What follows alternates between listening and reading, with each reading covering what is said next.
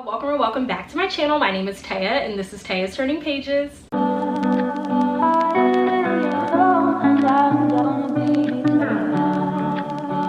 So before we get started with today's video, you guys already know that I have to run through some channel updates as well as just some life updates in general, because it has been 2 to 3 weeks since I actually sat down and filmed and uploaded a video. This is the longest I have taken when it comes to my booktube channel. I've also been a little bit MIA on my bookstagram as well. Honestly, the reason for that is just because I actually started a new job, and you guys know how it gets when you start a new job. Everything is just kind of chaotic and crazy, so I've been putting a lot of energy into that and just getting acclimated, which is why everything else kind of had to take a back seat. I missed y'all, I missed my bookstagram community, the whole nine. So I'm happy to be back now. I have been reading, not as much as I usually do, but I have been reading. So I am really excited to talk about the books that I have read in my July wrap up, so definitely make sure you check that out. I'm not sure if this video will go up first or if that video will, but either way, make sure you check that video out when it drops on my channel. I also obviously wanted to point out the elephant in the room. Beyonce dropped a new album, Renaissance period. Make sure y'all stream. You guys know that I'm a huge Beyonce stan, Beehive till I die.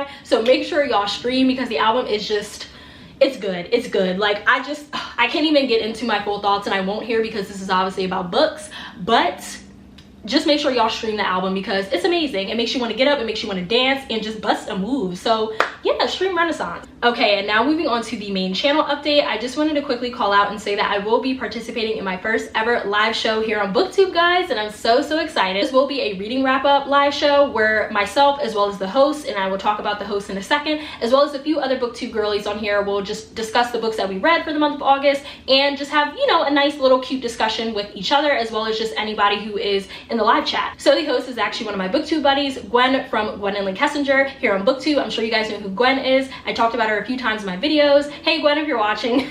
But yes, I will be participating in her reading wrap up live show, and the live show will take place on Sunday, August 28th at 8 p.m. Eastern Standard Time. I will also be joined by other Booktube girlies. So Marcy from Marcy Reads, who I absolutely love. Like I love Marcy's channel and her content. So I'm so excited that I'll finally be able to actually like speak to her, talk to her in real time. That's gonna be so fun. We also have, I think her name is Lena from Lena's Bookshelf. I've watched a few of Lena's videos, so I am really excited to, you know, get to talk to her more and get to know her. We also have Summer from Seasons Readings. I actually haven't watched any of Summer's videos yet, but I am really excited to take a look at her channel and see what type of books and genres that she really likes to read. So I'm just really excited and really grateful that I'm actually going to be able to participate in a live show. I've never done this before, so you guys are gonna have to, you know, just work with me. But again, really excited and really grateful to Gwen for just giving me the opportunity to come onto her channel and just share the books that I read for the month of August. So I will leave all of that information linked down below, as well as Gwen's channel, so that way you guys can, you know, keep track of any updates when it comes to the live show,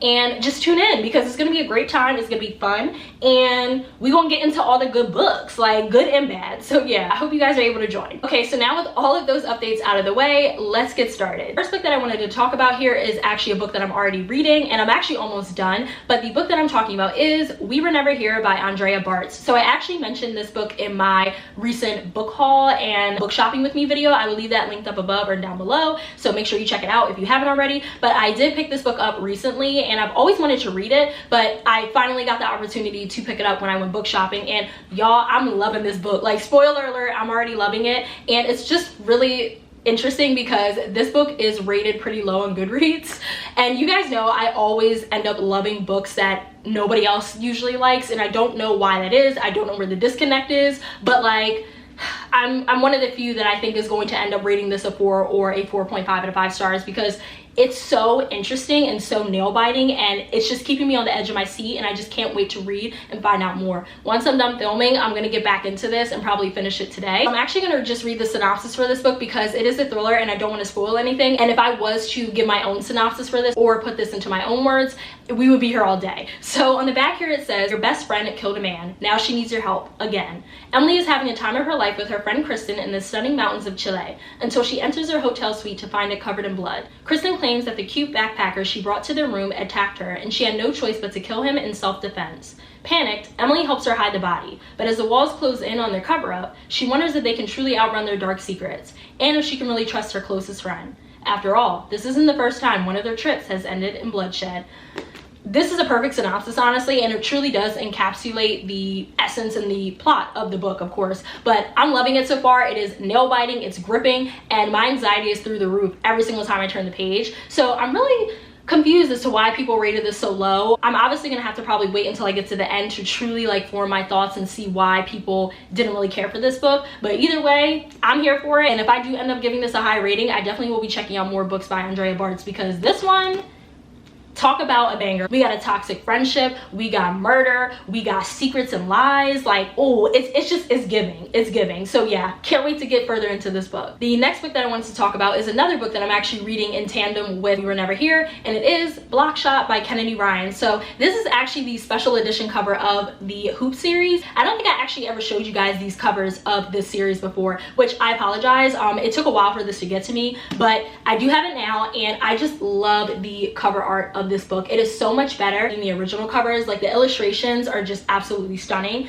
and I just love this. So I'm actually not reading from this edition because it is a special edition and I don't want to ruin it. So I am reading this on my iPad, but I'm reading it through the Kindle app. So it's free on Kindle if you're interested in reading the Hoop series or Blockshot in particular. So this is actually the second book in the Hoop series, and they are standalone novels, but it is like a companion series. So the characters from the first book I think do appear in this book, and then the characters from here and the first book appear in the third book, and that's pretty much how it goes. So I have been reading them in order. I read the first book, which is called Longshot, and then now I'm reading this one. So this one actually follows the stepbrother of the main male character in the first book, Longshot, August. This follows his stepbrother, Jared. So Jared is actually a cutthroat, no nonsense, no bullshit type of sports agent. So he obviously has like clients who are in the NBA and just becomes their sports agent essentially. So he helps them get sponsorships, he helps them get brand deals, and just making sure that their image looks good when it comes to the press and the public. And so Jared is really good at his job, but he is single, and I think he is really interested in trying to find you know, that perfect someone for him. And he actually did have a perfect someone when he was in college. Her name is Banner, but him and Banner actually had a falling out when they were in college, and they haven't spoken to each other since. But Banner is also a sports agent, so both her and Jared are in the same industry, in the same field, and Jared and Banner are like the top sports agents. Like, if you are an NBA player and you want like a really good agent, you go with either one of those two. But because they had a falling out, they don't like each other, they don't mess with each other essentially. And there's really a lot of animosity more so on Banner's side than there is Jared's side, and you find out why later on in the story. But anyways, they are enemies. So this of course is an enemies to lovers story, and I think as the story progresses, Jared and Banner end up crossing paths again, and I think Jared tries to win back Banner and tries to get back on her good side, so that way they could, you know, fall in love and be in a relationship, etc, etc. So that's pretty much what's going on in this story. I know that was a bit convoluted, but that's like the best way I can describe it and put it into my own words, because on the back here, this is the synopsis. And I don't know, I feel like a lot of the times with Kennedy Ryan synopsises, especially when it comes to the Hoop series, they're kind of told in like riddles or like poems in a way. It's really hard to me to really get like a good understanding of the synopsis. So that's pretty much what's going on in this book, but either way, I'm enjoying it so far. I'm only about 2 or 3 chapters in, so not much has happened, but I'm already like shipping Banner and Jared. I'm not even gonna hold y'all, and you guys know that enemies to lovers is one of my favorite tropes of all time, so I know I'm gonna eat this book up. Now, I don't know if I'm gonna love it as much as I love Longshot, because Longshot is just in a class or a league of its own, to be honest, but I'm still really excited to dive further into this one and to get to know more about Jared and Banner as the story progresses. And now moving on to the next set of books that I have not started reading yet. And the first book that I have here in this pile is You're Invited by Amanda Jayatisa. I hope that's how you pronounce her last name. But this is actually a book of the month pick, and this was the July book of the month pick. So I know I'm a little late. I haven't read it yet. There's a lot going on in July, but I'm really hoping I can get to it this month, because I actually read the first sentence of this and I'm intrigued. I'm hooked, and I want to know what's going to happen next. So I'm just going to read the synopsis for this one, because honestly, I don't really know what this is even about. But right here it says, what could be worse than your ex-boyfriend marrying your childhood best friend? Getting accused of her murder. When Amaya is invited to Kavi's over-the-top wedding in Sri Lanka, she is surprised and a little hurt to hear from her former best friend after so many years of radio silence. But when Amaya learns that the groom is her very own ex-boyfriend, she is consumed by a single thought. She must stop the wedding from happening, no matter the cost. But as the week of wedding celebrations begins and rumors about Amaya's past begin to swirl, she can't help but feel like she also has a target on her back. When Kavi goes missing and is presumed dead, all evidence points to Amaya. However, nothing is as it seems, as Jayatissa unravels that each wedding guest has their own dark secret and agenda, and Amaya may not be the only one with a plan to keep the bride from getting her happily ever after. So this just sounds like this is going to be that classic one by one whodunit vibe, and I love those type of stories. One of my favorite books is Not a Happy Family by Sherry Lapina, and that was also another book of the month pick a couple of months back or a year ago, and I loved that book, y'all. Like, I thought it was camp, and I just loved how everybody was the suspect, but like obviously there was only one killer, you know? So I feel like this book is going to be on the same wavelength as that, and if it is, I'm here for it. I have seen people give this mixed reviews, and I feel like the main reviews that I've been seeing on my Bookstagram are low. So I really hope that this is another book that, even though it's rated low, I like it, but we will see. Another book that I hope to get to in the month of August is The House Across the Lake by Riley Sager. So yes, I know I'm late. Everyone and their mother has already read this book, has already reviewed it, and I am once again late when it comes to the Riley Sager train. I am so sorry. But I hope that I can read this one this month, because this was a, I think, July or June, I think it was July. I think this was a July book of the month pick. I'm not super far behind, but I am kind of behind.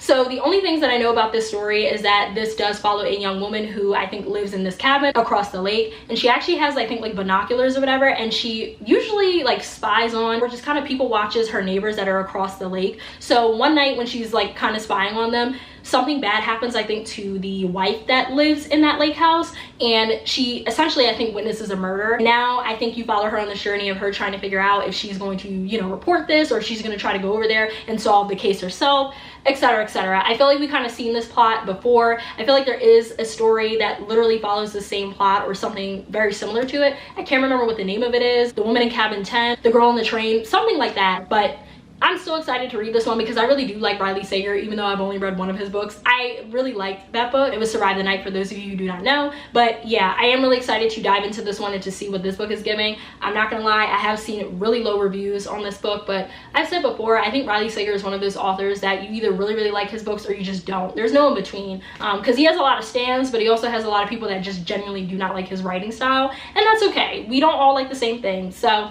we will see how this goes for me. Either way, really excited to finally be able to say that I read The House Across the Lake and give my own thoughts and opinions on it. The next book that I have in this pile is Before the Dawn by Beverly Jenkins. So y'all already know how I feel about Miss Beverly Jenkins, so I'm not even gonna get into it because you guys already know. I have a whole video dedicated to her and how many books I have of hers in my collection, which ones are my favorites, etc., etc. So I'm not gonna get into the full spiel about why I love Beverly Jenkins, but I'm really excited to read this one because this book is nothing but mess. So this actually follows a young woman named Leah, and Leah is actually married to this man who is very wealthy, and this man also has a son, and his son is Ryder. And so Leah and her husband, of course, are like in love. They're having a great relationship until, unfortunately, Leah's husband dies. And so now Leah and her husband's son Ryder have to come together to sort through this man's will and figure out who gets what and all of that stuff. But the only thing is, Leah and Ryder do not like each other. Ryder has never liked Leah. Like, even when his father ended up marrying Leah, he did not like her. Honestly, Leah does not like Ryder, and she also can't stand him. So they've been sworn enemies since the beginning. But obviously, as time goes on and as they're starting to really, you know, sort through again the will and trying to figure out who gets what, Leah and Ryder actually end up getting closer and closer, and sparks start to fly between them, and the story takes off from there. So like I said, mess. This is nothing but pure mess, because former stepmom messing with her former stepson, like kind of but I'm intrigued and I want to see where this goes and what direction Beverly Jenkins is going to take this in. So yeah, can't wait to read this one. I'm not sure when I'm going to get to it. I really hope that I can get to it soon, because I need to know what is going to go on in this book. And the second to last book that I have here is actually a book club pick for the book club that I'm a part of, and it is You Made a Fool of Death with Your Beauty by Akweke Emeze. And I have never read anything by Akweke Emeze before, so I'm really excited to dive into this one. And I don't really know too much about it. I think that this is like more of an emotional love story. I think it falls in that like literary fiction or women's literary fiction genre, and it really does, I think, just like follow a young woman, you know, going through the trials and tribulations of relationships, of love, and things like that. So I'm not going to get into the full synopsis because it is pretty long here on Goodreads. So if you're interested in learning the entire thing, I definitely recommend just checking out Goodreads. But I think what I said is pretty much like the general synopsis and vibe of the story. So I definitely need to pick this one up. I don't know if I'm going to get the physical copy for this or if I'm just going to read it on my iPad. I'm not sure, but I do need to read this soon because our book club meeting is in 2 weeks and I missed like the last 2 meetings. So hopefully I can actually get to this one and attend because I miss my girls, and I actually have been wanting to read this book for a while because I love the cover and I've heard nothing but great things about this book, so I'm really excited. And the last book that I have here is more of a honorable mention slash I don't know if I'm actually going to get to it because it is a nonfiction read and I haven't been in my nonfiction bag for a while now and I don't know when I'm going to get back into it. But also this book is very disturbing and very depressing and just so emotionally charged that I don't know if I'm going to be able to handle it this month. I still want to give it a try and see, but it is called Deliver Us: 3 Decades of Murder and Redemption in the Infamous I-45/Texas Killing Fields by Catherine Casey. So I have told you guys before in other videos that I am a part of the true crime YouTube community and just community in general. I watch a lot of true crime videos from just different true crime YouTubers as well as podcasts. I have my own thoughts on the current state of the true crime community and just kind of how out of control it's gotten, but I'm not going to get into my thoughts here because that is not what this channel is for. But just know I don't agree with everything that's going on in the community right now. We'll leave a few links to my favorite all-time, like just creme de la creme true crime YouTubers that I just regularly tune into and like watch their channel because they just do such a phenomenal job, in my opinion, of truly shining a light on the victim versus the actual killers, in my opinion. And that's what's important when it comes to these true crime cases. You really need to make sure that the victim doesn't get lost in the shuffle because they're the ones that went through this horrific, unimaginable crime, and they deserve to have the spotlight on them and their life and what they were like prior to their murder or their disappearance. So yeah, that's like my little soapbox rant. But I was actually watching a true crime video. YouTuber that was explaining the case said that the victim was believed to be a victim of the I-45 and Texas killing fields, but I didn't know anything about that, so I wanted to do my own research and I kind of did a deeper dive into what this actually was, and I came across this book, so I wanted to actually just read this book and really get more of a like immersive and like first-hand account of who these victims were and why the Texas killing fields is such a awful and just like horrific and, you know, huge thing in true crime space basically. And so the Texas killing fields is essentially like open land that's like bordering I-45 in Texas, and it's basically the burial ground for a lot of young women and girls that went missing in the 1970s and 80s, whether that was due to hitchhiking, whether that was due to them running away, just a plethora of things. It just really does serve as a horrific burial ground, like I said, for young women and girls that went missing during this time period. I think investigators have uncovered like so many different remains. It's such a long stretch of highway that they obviously can't cover every single nook and cranny, so there might be more remains buried along that stretch of highway, which is just so heartbreaking and devastating for not only the victims but also their families and their friends, because they might not ever be able to give them a proper burial or send off, and that's heartbreaking in my opinion. So I came across this book, like I said, and I just really wanted to learn more about it and just really get more of a feel and understanding about the victims more so than anything. And I saw nothing but great reviews of this book. Even the YouTuber who was talking about the Texas killing fields actually mentioned this book, and they said that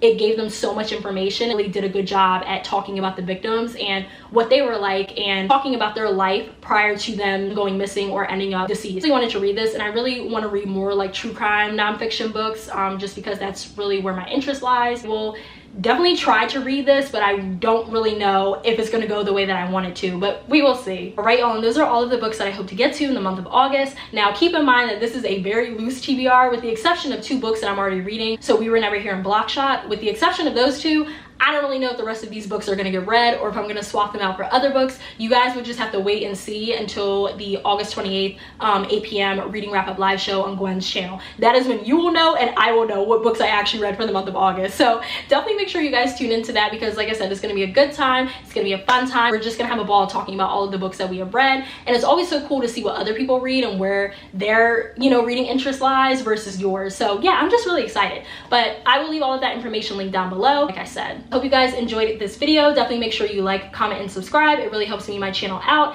And lastly, please make sure you follow me on Bookstagram as well as Storygraph. I will leave all of that information also linked down below, as well as at the end of the video, like I always do. I will see you guys in my next video. Thank you so much for continuing to subscribe, as well as just liking my content and just, you know, really getting me out there in the algorithm. I really appreciate you guys so much. But I hope to see all of you in my next video.